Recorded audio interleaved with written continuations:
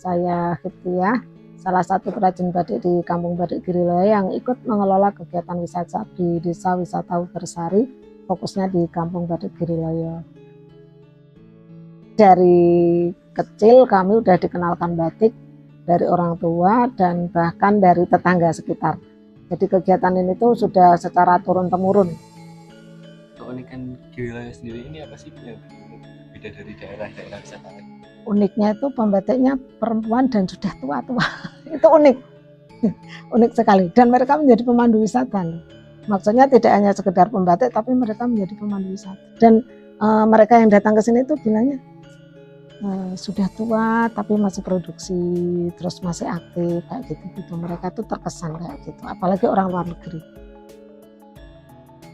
Motif-motif yang biasa, yang populer gitu apa aja sih, Bu? Sidomukti, Sidoase, Wahyu Turun, Teruntum seperti ini. Nah, ada parang, ada kawung, ada semen-semen, ada semen rejo, ada semen romo, kayak gitu. Itu banyak dicari. Dan yang masih sering dikerjakan, karena biasanya penggunaannya kan pada acara-acara khusus ya, kayak menikah, 7 bulanan, terus lamaran, terus apalagi ya, kenaikan jabatan, wisuda, kayak gitu kan menggunakan motif tradisional.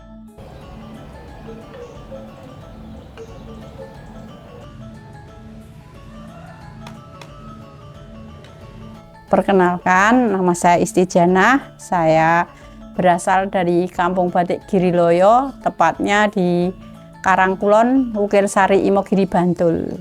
Kebetulan hari ini saya membuat batik dengan motif slobok.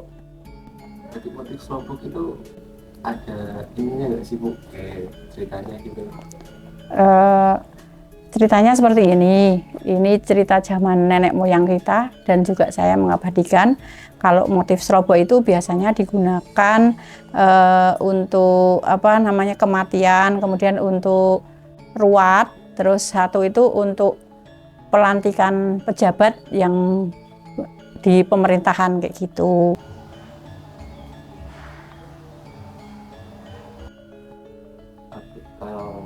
Filosofi utamanya sebenarnya apa sih, Bu, dari motif slobok ini? Ya itu untuk menutup jenazah,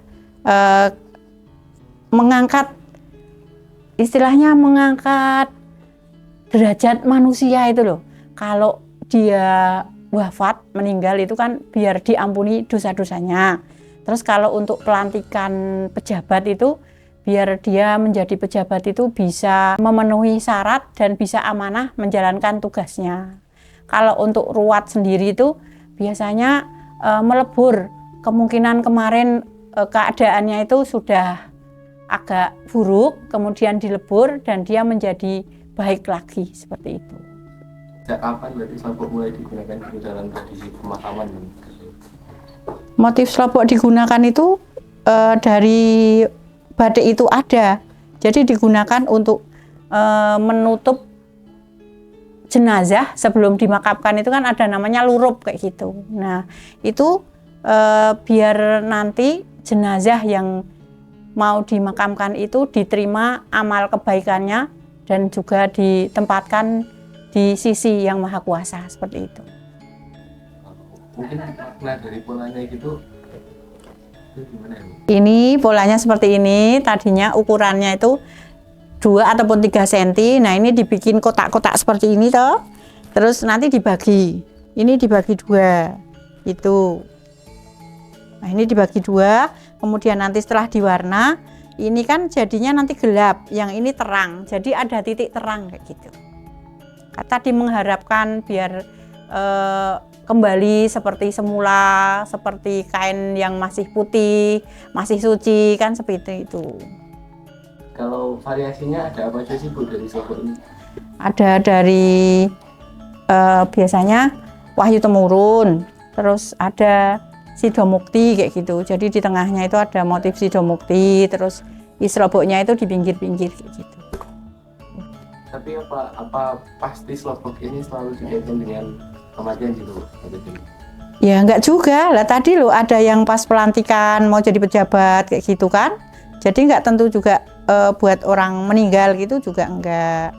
Cuman kebiasaan itu kalau orang meninggal itu memang dilurupin dengan kain slobok, dan juga para takziah itu juga menggunakan kain slobok kayak gitu kan, karena tradisi.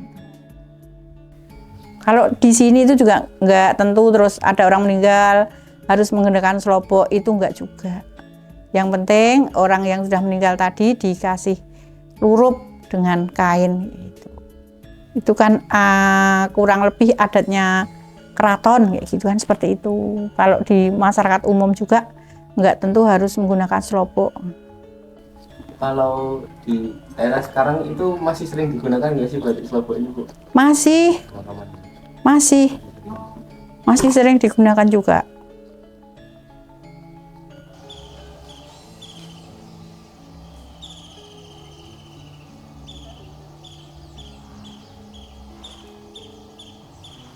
Apa sih arti batik buat Ibu sendiri, Bu?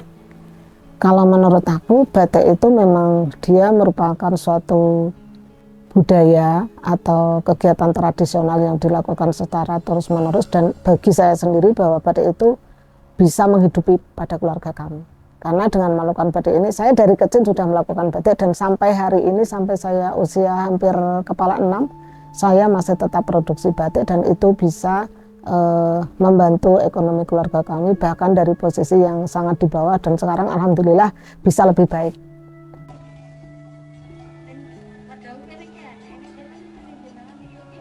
Jadi ya harapannya kita gini Mas, bahwa batik itu kan sudah menjadi warisan budaya dunia yang sudah diakui gitu. Nah itu mari untuk para kaula muda untuk meneruskan bahwa batik ini akan tetap bisa lestari. Kita cintai batik kita lestarikan, dan kita pakai batik tersebut, sehingga dengan memakai batik tersebut produksi pada masyarakat para perajin batik ini akan tetap terus dilakukan, dan tentunya akan mengatasi atau menjadi penopang ekonomi masyarakat, dan juga untuk bisa menekan angka kemiskinan di Indonesia. Itu harapannya kami seperti itu.